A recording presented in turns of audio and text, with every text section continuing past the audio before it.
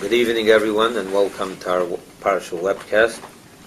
This week is the portion of Eschanan, the second portion of the book of Deuteronomy, where Moshe, in this portion, I'll give you a brief synopsis quickly. Moshe continues his last speech that he began to deliver 37 days before he passed away. He began to talk to the Jewish people and remind them.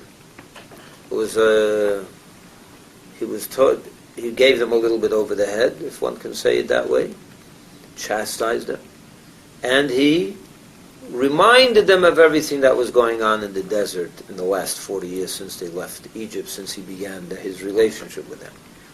And he tells them about this week we have the story again of the 10 Commandments. He says, remember that when you stood by the foot of the mountain and you heard God speaking to you, and anyone that wants to deny it, get up right now and deny it, and no one and no one did, because they couldn't. They were all there. They all heard it from God himself. And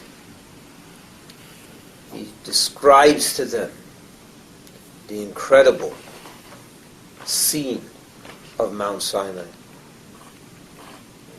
and many other such things. It's basically these portions from Devarim till Akev are a how is the word I'm looking for? It's a synopsis of everything, a repeat, a synopsis of everything that happened, a reminder, the bad and the good, the troubles they made, the good times they had, and in the beginning of the portion, he opens up the word with V'eschanan al Hashem ba'isa hilemer.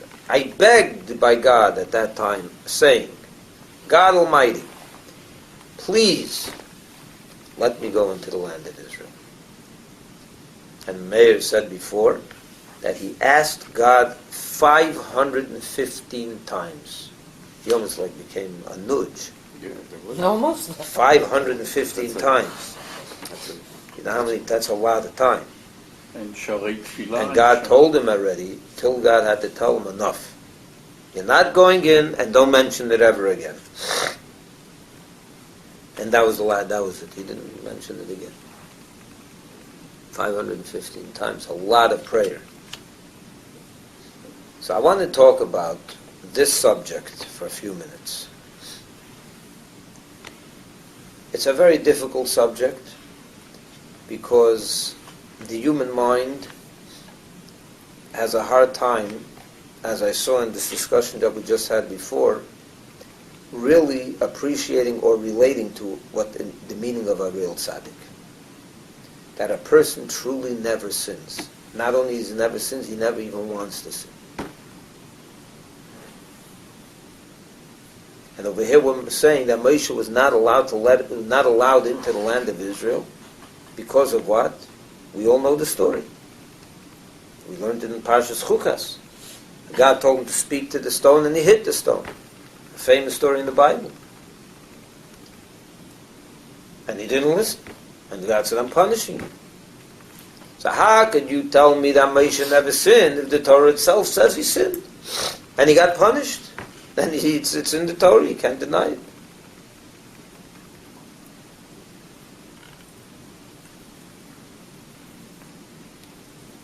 What does the word sin mean? Against God. What does sin mean? Sin means, what's the real definition of sin? I don't know what the dictionary says about it. Doing something out of the ordinary? No, that could be okay. Sometimes you do something good out of the ordinary. Sin means, I don't know what the dictionary says, but I know what it means when we use it. The common term for sin means you did something against what God wanted.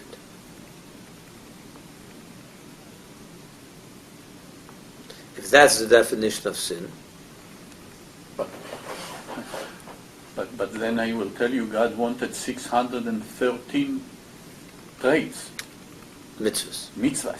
No. Which it's easy to break one or two. Well, it's not it's possible easy to for break anybody it, to but do, but you can, but you don't have to. No. So if you do, that's a don't have sin. to. That's my point. If you break it, it's a sin. You're agreeing with me. Yeah. What's the word in Hebrew for sin? Cheta. No, chet. Chet. Oh. Chet. Now, the word chet is a tricky word in Hebrew. What does the word chet mean? Chet means, we translate it in English as sin, but if you want to really speak Hebrew and get to the root of that word, it doesn't mean sin. What does it mean? Deficiency. Exactly, deficiency. So I want to talk about this concept for a minute, and then apply it to Moshe Rabbeinu and to David HaMelech. Because those are the two characters that we do, the two individuals that we just mentioned. And you will see that Moshe Rabbeinu hitting the stone was not such a terrible thing at all. And David HaMelech with Bathsheba was not either a terrible thing. Hold on. Give me a chance. Yeah. I'll do this quick. Because the truth is, I wanted to speak something else, but you mentioned it, and we opened up the portion. The first thing I saw was Veschanan, so I said I'll talk about that today as well.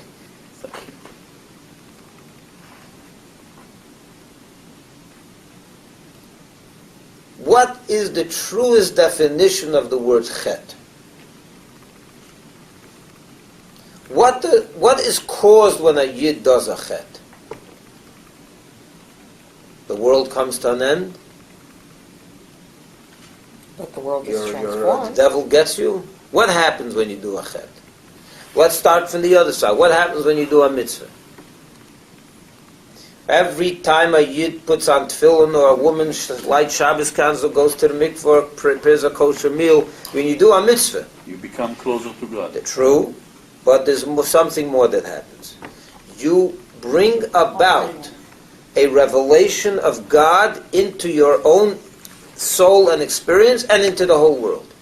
And God looks for those opportunities to reveal himself among us. To bring God down to earth, that's what it's about. That's what mitzvahs are all about. To bring God into this world. Doesn't mean your eyes are going to see it, but it's there. When Mashiach comes, it'll become revealed even to our eyes. But now it's revealed to those that have spiritual eyes. So we do a mitzvah, we bring God into this world. What happens when you don't put on tefillin? Push it away.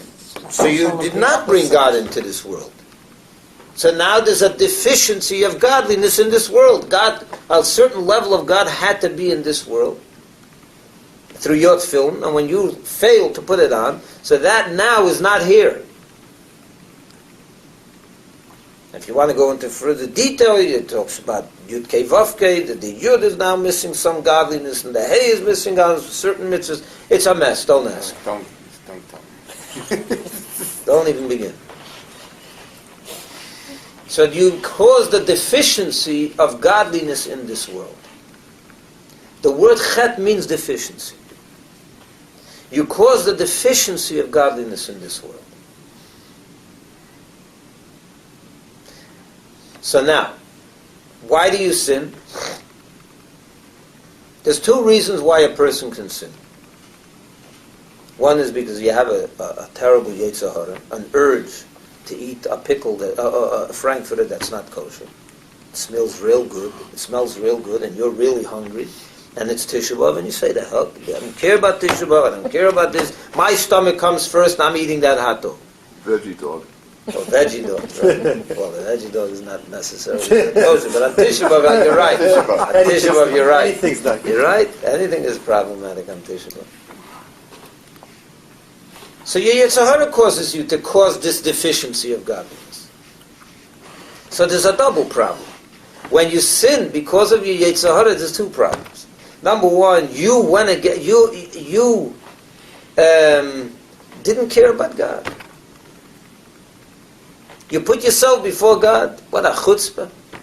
That's number one. And the result of that is now God is deficient in the world. Is that what Moshe did with the stone? Hardly. Hardly. You think that Moshe had a struggle over there in the deserts 3,328 years ago with the, is that what it is, 25 years ago? I think it's about 24 years ago. 33, 24. No, I'm sorry. It's 40 years later now. That was 40 years later. Right. Whatever the number is, 3,000 years, rounded off, 3,300 years ago. You think Moshe was standing in the desert, and God comes to him and tells him, don't hit the stone. And Moshe's Yetzer Hara kicks in and says, hit the stone. You think that's what happened? Is that what you... It's like when a person's standing in the middle of the airport hungry and he faces a hot dog stand and he says, he hears in one ear God say, don't eat it, and the Yetzer Hara says in the second, eat it. Do you think that was the struggle of Moshe Rabbeinu? No. Hardly. Yet Moshe Rabbeinu is having a struggle with listen to God, not listen to God. He has an urge to hit the stone. Like, what does he care to hit? Why would he... What kind of urge is there to hit a stone anyway? Let's analyze it from that perspective. What kind of urge is there to hit a stone? Anger. Anger. No, well, that would be the urge behind it. If one... To hit the stone? I sometimes you... to get It's not the stone. The urge is not the... Well, to get water out of a stone, it's so impossible that... hitting would make a difference. In other words, what was going on in Moshe's mind when he hit that? I can understand when you have an urge to sin, and you hit one. Your good inclinations tell you don't sin, and your evil inclinations tell you sin. Don't worry, it's good for your stomach. But sometimes you don't think about That struggle I get. I have it every day. maybe But one second, what struggle has Moshe had? the Jewish people, Am Kshe Oref, all his life. And therefore, It's a struggle. but why is he? What's the? I don't understand your answer. That was a momentary madness. No, didn't that... Who did he get mad at? The stone? No. The Jewish people? So he should have hit the think Jewish people. Why is he hitting the stone? Didn't the stone hide from him? He hit one time at the Jewish people. They killed 3,000.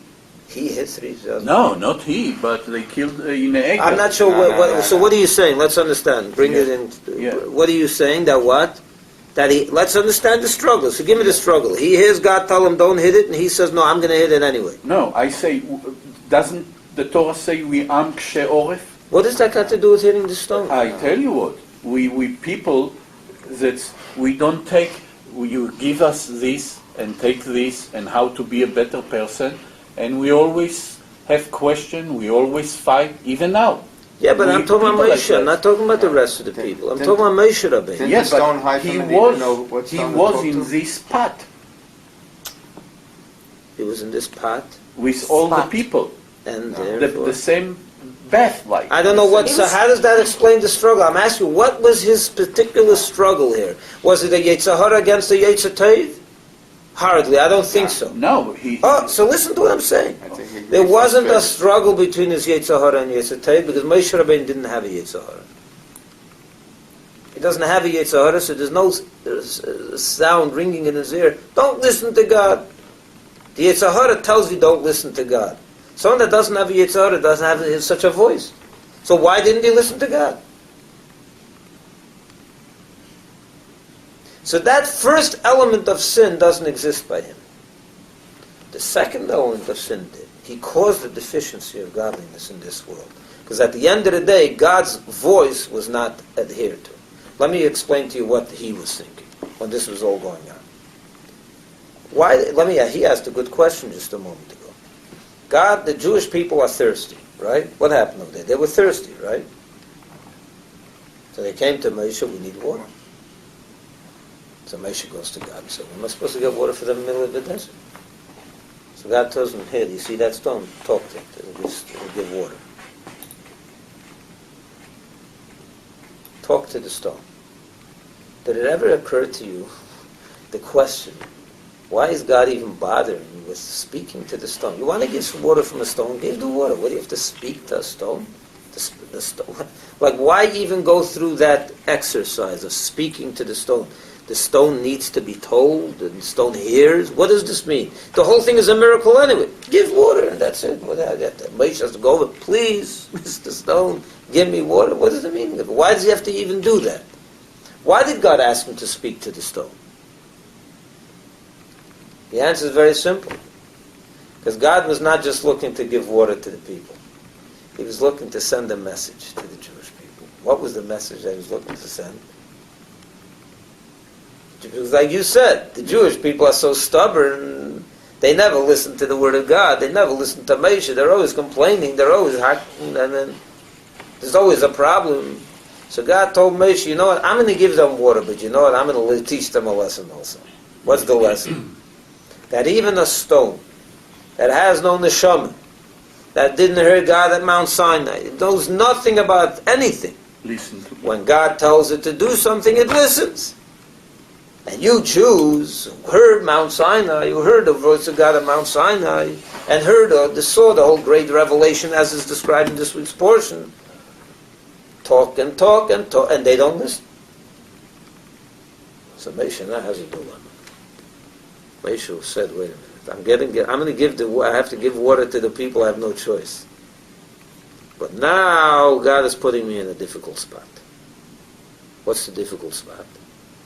He's making me do something that later He's going to forever be able to tell the Jewish people when they don't listen, hey, even a stone listened when I spoke to it. You're such good for nothings.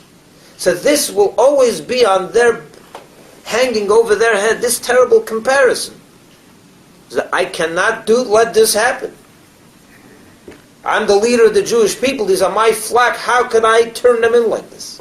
Make them always look worse than a stone. If I do this now, this is what was in his mind. If I do this now, I'm forever going to have cause that they should have a stain on their soul. They're worse than a stone. A stone listens and they don't. So Moshe said, I'm not speaking to the stone. I can't do this to my people. I'm their shepherd. I'm their leader. How could I do this to them? So he goes over to the stone and he hits it. So that God can never be able to say to them, even a stone listens. The stone is not, don't bring me, the stone is out of the picture. It hit. It was hit. So now let's go back to Moshe's inner workings. That's a Yetzer Hara. Does that sound like the language of a Yetzer Hara speaking? Or does that sound like the language of a lover of Israel of the highest order? True, but at the end of the leader of Israel. 1 second. At the end of the day, God said, and it was not followed. So you're right, a terrible deficiency of godliness in this world took place through Moshe's act. So it was a chet. So the second element of chet was there. But to say it was a Yetzer Hara, on the contrary, it was the essence of his soul that was speaking. It was the purest intentions. It was the purest act of self-sacrifice. So you ask him, why was he punished? If it was such a good deed? Let's understand this. What was the punishment? Can't go into Israel. What God was telling him is, wow, I'm impressed with your deed. You're an unbelievable lover of Israel. You really love, wait a second, you love the people so much, right? You're their leader. That's why you didn't listen to me. You're protecting them. Now I'm asking you, does it look nice for a leader to go into Israel and leave all his 40 years of flock to be in the desert? Does that make any sense? If you're so attached to these people, you can't go before them. How would it look if you're going into Israel and leaving them behind? Doesn't even make sense. You showed me just now how much you love them, that they should never be able to be accused of being less than a stone. Impressive. I'm impressed with you, Moshe. You truly exemplified the ultimate leadership of Israel. But if you're a leader of Israel, if you're so attached to them, were you ready to defy my words on their behalf? You shouldn't go into Israel before them. And Moshe said, so why is Moshe not listening? Moshe didn't get that. So why does he have to bother Hashem 515 times? He wasn't bothering Hashem for himself. He was saying, God, let me go into Israel. Let me take them with. Mm-hmm. God said the time has not come for them to go in. And therefore the time has not come for you to go in. So Moshe remains in the desert with his generation. With the generation that he nurtured and nursed and shepherded and brought them from Egypt. They didn't go in, he shouldn't go in. It makes no sense that they will remain in the desert and he should go and enjoy the holiness of the land of Israel. It's a natural consequence of his deed. It wasn't a punishment. Can I say something? Yeah. You see, he also left him on the top because he told him, go to the mountain and see the land. Yeah. He left him on the top because once Moses went with the Israelite, he will go down because he will have to do all the dirty work again. So he wanted to leave him on the top also. I read it. About the dirty work. I don't know what that means exactly. What do you Whatever. okay, it's a He good led them in battle, interpretation. but he led them in Sometimes battle for the before. I won't argue with you. It's a nice interpretation. Some whatever that means. professional people retired at certain point or something in order to stay At in the the height top of the and not to go after that's down, like, if you know what I... No, you don't? Yes, he does. Okay. Like the top. I of the answered your first. question about Moshe Rabbeinu. Let's move on to the Yes. thing I really wanted to talk to about today. No. Yeah. About Shabbos. The sixth commandment in the Torah, or the fourth, is the mitzvah to keep Shabbos. But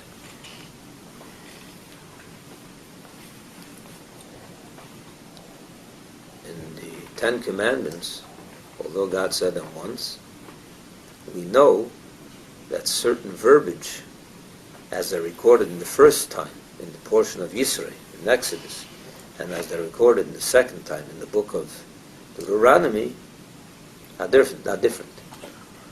For example, the first word regarding the mitzvah of Shabbos. In the first time it says, Zocher es Yom Shabbos l'katri.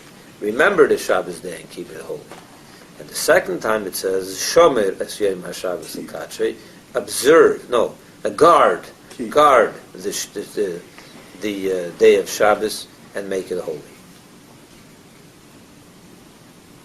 So the rabbis tell us, which one did he say? Did he say Zocher or did he say Shomer? He only said it once.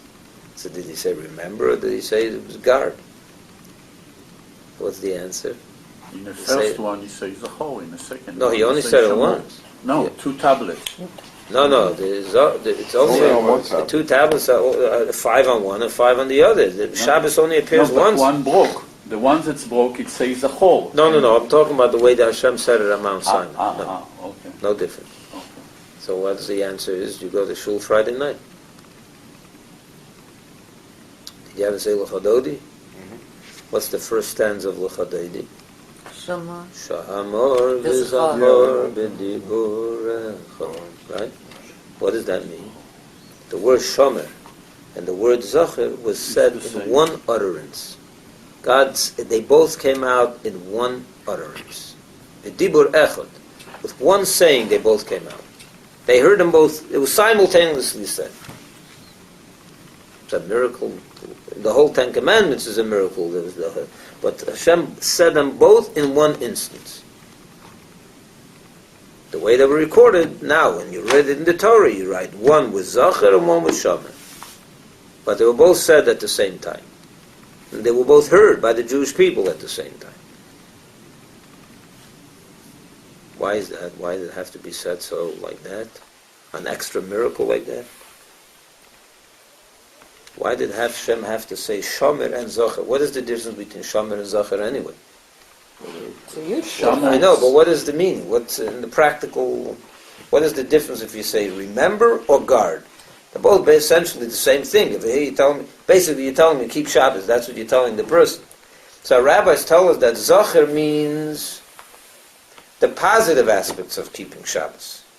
For example, making kiddush and davening and going and eating 3 meals, and the positives of Shabbos, lighting Shabbos candles, eating challah, drinking wine, the meals, the clothing of Shabbos, the whole thing of the positive aura of Shabbos. Reading the Torah, all the positive things that you do on Shabbos. Shomer is the negatives. That which you're not allowed. You're not allowed to write, you're not allowed to cook, you're not allowed to this, you're not allowed to that. All the things you're not allowed to do. Those 2 different things, 2 different mitzvahs on Shabbos. One is the positive, one is the negative. So why does Hashem have to say them both at the same time? Say first Shomer or Zacher, and then say Zacher. Say the other. It comes simultaneously. What's the meaning of this miracle? I believe that this is message not only regarding Shabbos, but regarding all of Torah and mitzvahs. It says that Shabbos is compared to the whole Torah and mitzvahs. Someone that keeps Shabbos, as the Gemara says, is like he keeps the whole Torah. And someone that doesn't is like he violates the whole Torah. It's like a fundamental law. So the message here is very interesting. I've had people tell me in my career as a rabbi many times, we're Shemesh Shabbos. We keep Shabbos. But Rabbi, you live too far from the shul, I can't get there. So they stay home. They stay home on Shabbos. So they daven in their house, and they never come to shul. And that's how they observe Shabbos. On the other hand, I've had the other way around. People tell me. So basically such a person is basically telling me, I never violate the Shabbos. But how does he look with the positives of Shabbos? He's lacking. If a guy can never go to shul, he can never be part of the Torah reading, never be part of the minyan, never be part of what's happening on the shul on Shabbos. So what is his Shabbos basically? He's not cooking. He's not violating. Right? He's observing properly the negatives, but the positives he's lacking very badly. The other hand, you have other people who tell me just the opposite.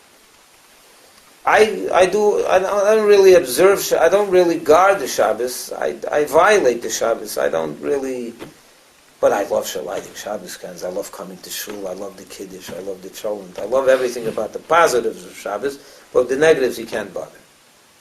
He's not careful either, not to write a check on Shabbos, not to go shopping on Shabbos. Shul is over, I go shopping, why not? So they don't do shomer, but they do zocher. That other person who bought a house 5 miles away from shul is not doing zocher, he's doing shomer. He's not coming to shul, he's not let it drive. So he's not doing shomer, but he's not doing zocher either. He's doing shomer, but he's not doing zocher. Says Hashem, when I gave the mitzvah of Shabbos, I said them both at the same time. You know why? Not to say one first. What would happen if Hashem said either one first? One would say that's the most important part of Shabbos. You would say the Zocher is important. I like the Shabbos candles. Shomer is secondary. God said it's second. That's one point. Then there's another point. The other point is even more profound.